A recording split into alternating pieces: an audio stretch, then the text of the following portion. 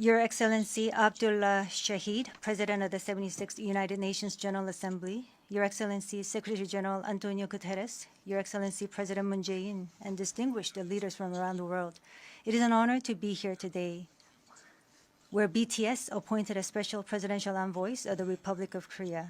We're here today to share the stories of our future generation. Before we came here, we asked the young people in their teens and 20s around the world about their past 2 years and about the world they find themselves in today. Jin will share some of the answers we received. Yes, should we take a look?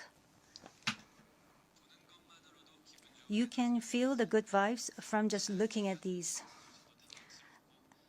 There were times during the past 2 years when I too felt bewildered and troubled. But still here, we have people who cry out, let's live on, let's make the best of this moment. Because we can't stand still when we are in the ideal time of our lives to take on new challenges. It wasn't as if we could blame anyone, and you must have felt the frustration. Here I'm the same as I was yesterday, but the world changed like we were transported in a flash to a parallel world. I was saddened to hear that entrance and graduation ceremonies had to be canceled. These are moments in life you want to celebrate, and missing out on them must have been upsetting.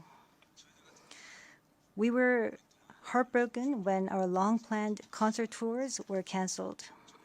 And for a while, we yearned for the moments we wanted to make complete.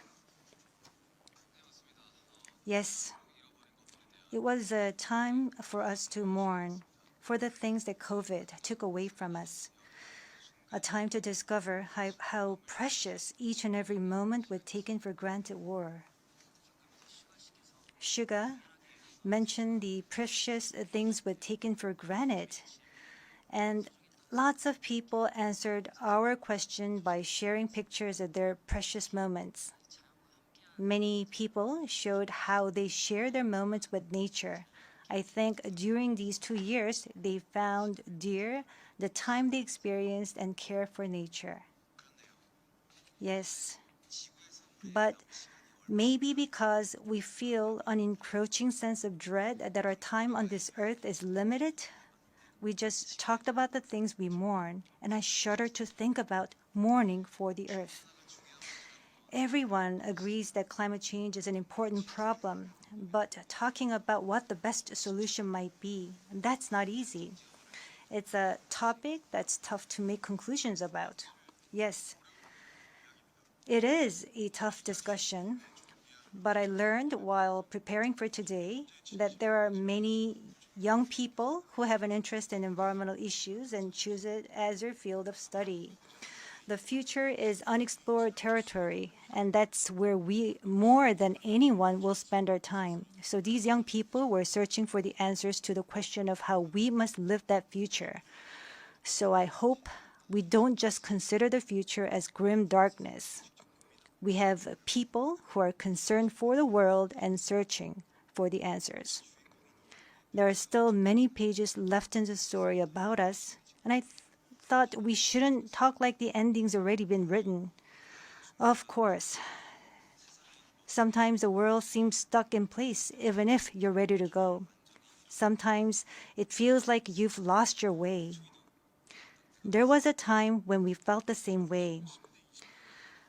I've heard that people in their teens and 20s today are being referred to as COVID's lost generation, that they've lost their way at a time when they need the most diverse opportunities and must try new things. But I think it's a stretch to say they're lost just because the paths they tread can't be seen by grown-up eyes. Yes, take a look at these pictures. Here we have many who are trying hard to continue their friendships online in new ways, start learning new things, live healthier lives. I'm sorry, excuse me.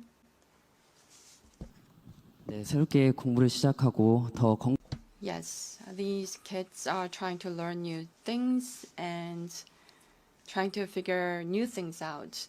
They don't look lost. They look like they are finding new courage and taking on new challenges. I think that's why instead of the lost generation, a more appropriate name would be the welcome generation. Because instead of fearing change, this generation says welcome and keeps forging ahead. That's right. If we believe in possibilities and hope, even when the unexpected happens, we will not lose our way but discover new ones. There will be choices we make that may not be perfect, but that does not mean there will be nothing we can do. That's what I think.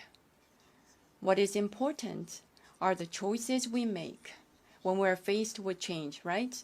Some of you heard the news that we're coming to the UN, and a lot of you were wondering whether we have been vaccinated. And I'll take this opportunity to say yes. All 7 of us, of course, we received vaccinations. The vaccination was a sort of ticket to meeting our fans waiting for us and to being able to stand here before you today.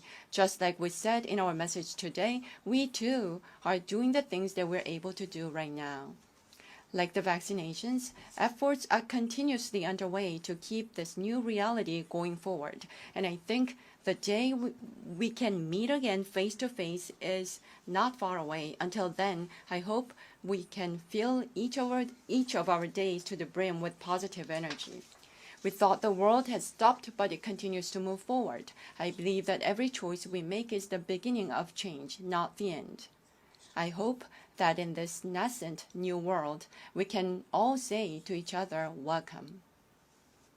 And now, as we look forward to this future, the permission to dance is our message of welcome that we want to share with everyone today.